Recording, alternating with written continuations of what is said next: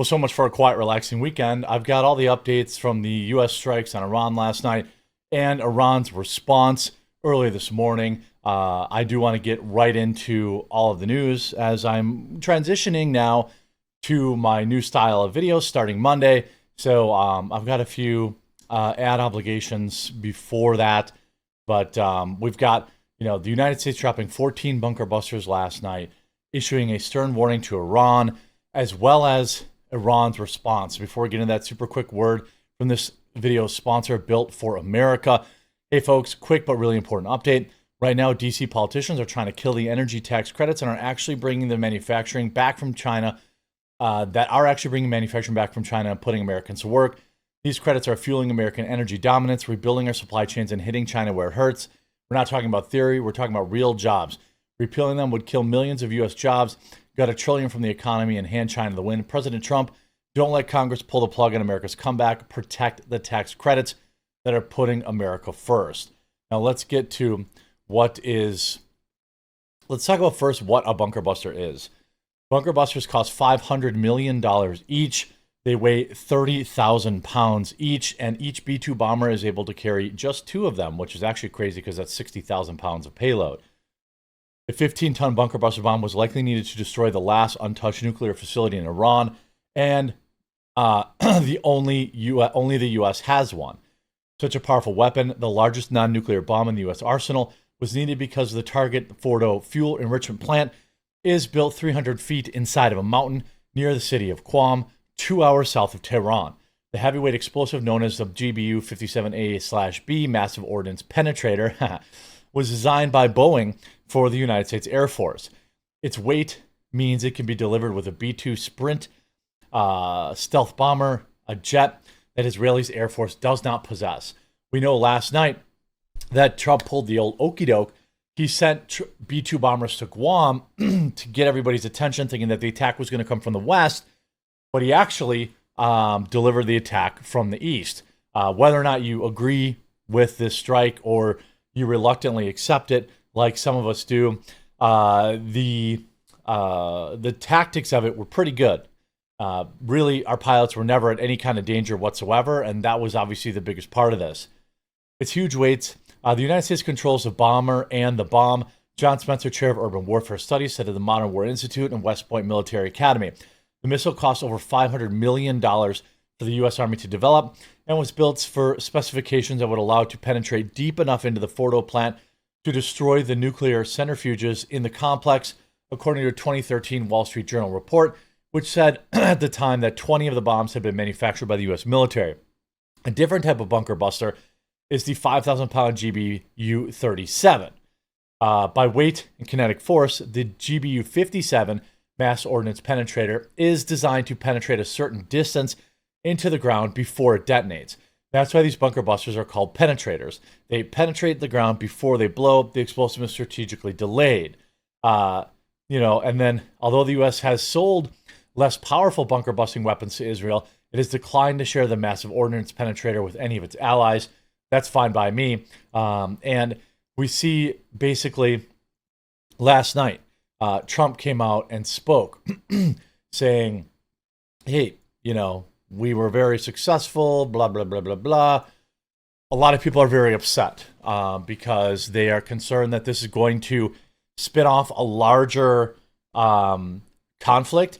And I absolutely understand that. That's why it's left me with kind of the on the thumbnail of this video is like, what's next, right? Here is Trump speaking last night after the incident. A short time ago, the U.S. military carried out massive precision strikes on the 3 key nuclear facilities in the Iranian regime, Fordo, Natanz, and Esfahan. Everybody. So we got Hegseth, Rubio, and J.D. Vance there. As they built this horribly destructive enterprise.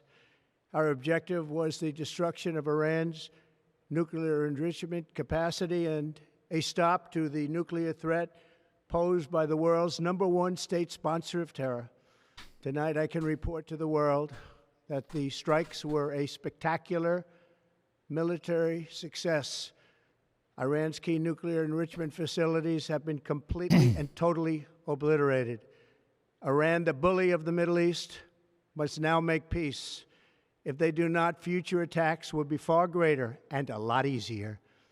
For 40 years, that's obviously the concern, right? Now, while the U.S. was kind of in stealth mode, helping, guiding, even seemingly participating in a lot of the Israeli strikes, now they've basically said, hey, we're taking out your nuclear facilities.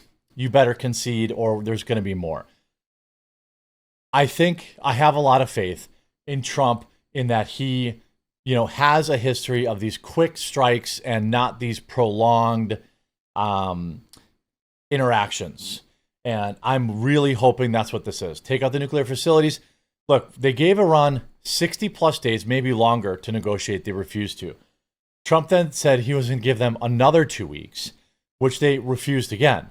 So I guess part of me says, well, what did you expect? The United States said, get rid of this.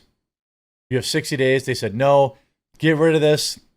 We'll give you even more time, 2 more weeks. Once Trump issued the next 2-week thing, it was my position that Trump had clearly decided he was going to try to give them as much time as humanly possible. After Iran turned down those kind of threats, Trump really didn't have any choice.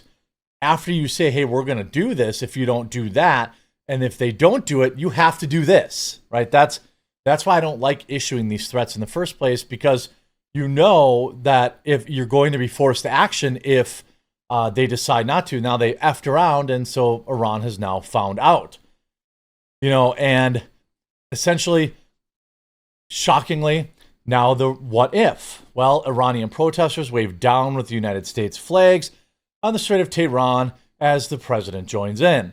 Iranians waving flags with anti-American slogans have taken to the streets of the capital in the wake of the U.S. strikes on the nuclear sites on Saturday. Iran's president was pictured with students at an anti-U.S. rally today in Tehran, according to the Iranian government-affiliated news agency. It depends who you get your news from. One group of people is saying, oh, they're dancing in the streets. They want the U.S. to take out their leader. Now we have anti-American protests in a country full of radicalized people. This is why you don't attack in the first place. This is why you don't do this. Because, now you've got, not obviously, the fear is not Iran like mobilizing their military against the United States. It's sleeper cells, it's isolated terror incidents, this, that, and the other thing, right? And here's what the thing is. On top of that, now Homeland Security warns of possible terror attacks in the U.S. following strike on Iran. The Department of Homeland Security issued an alert on Sunday warning of possible Iranian attacks against the United States following America's strikes in Tehran's nuclear program. Now, this is anything that happens now in the United States. One of these lunatics does something stupid. That's on the people that approved this strike. Like it or not, they better keep us safe. They better keep us safe because there's half the country or more that didn't want this. 2/3 of the country didn't want this. So you better protect us now. DHS warned officials should be on the lookout for Iranian-led attacks over the next 3 months by cells inspired to retaliate following Saturday night strike. The likelihood of these extremists and Homeland Security independently mobilizing in response to the conflict would likely increase if Iran leadership issued a religious ruling calling for retaliatory violence against targets in the homeland, DHS said. Along with the possibility of extreme attacks on U.S. soil, officials warned the chances of both cyber attacks and anti-Semitic attacks are likely to increase. I mean, everybody knew this was coming. I mean, that's a part of that had to hopefully factor into their decision to do this in the first place. Now, J.D. Vance has said Iran retaliation would be the stupidest thing in the world. Says the U.S. is prepared despite sleeper cell concerns. Well, I sure hope so. Operation Midnight Hammer was essentially a wild success in terms of removing these targets and not having any Americans, take the heat. Here, some Marco Rubio warns that if Iran strikes back, it will be the worst mistake they ever made. At this point, I believe them. If Iran strikes back, I think we're basically at war now. And I would suspect that Trump would bomb them even further back into the Stone Age. Not what I wanted.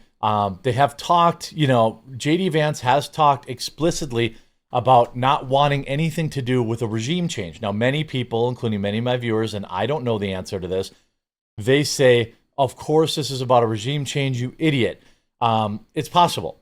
But here's Vice President. We do not want to achieve a regime change. We want to achieve the end of an Iranian nuclear program. Well, first of all, we don't want to achieve regime change. We want to achieve the end of the Iranian nuclear program, John. That's America's objective, and that's what the president has set us out to do. The president, in the very tweet you mentioned, or the truth that you mentioned, John, said explicitly that he's not trying to take out the Iranian supreme leader. He's trying to take out their nuclear program. And of course, we took a major step forward with that last night. And again, John, I think we have to back up and test some premises here. How do you achieve long-term peace? How do you prevent spiraling Middle Eastern conflict? Is it through overwhelming military power targeted to an American objective?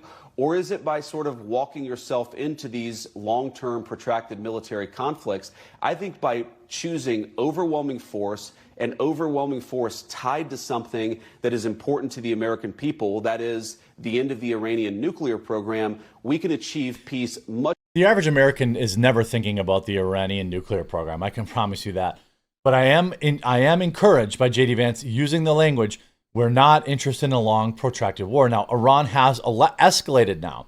Iran has ordered the closure of the Strait of Hormuz, putting over 20% of the world's oil supply at risk. Now, is the U.S. Navy going to respond to this? I have not seen. I suspect later today or earlier on Monday, we should have some sort of update on that. But this is their response, is to squeeze us on oil. Now, I would hope, suspect, and expect that Donald Trump will immediately react to this by making more U.S. oil available or whatever. Because what America doesn't need right now is $5, $6, $7, $8 a gallon gas. So hopefully, they've responded by saying, hey, we're going to close this throughput for oil. We'll see if they can even do that. I suspect there may be more retaliatory strikes if they do that.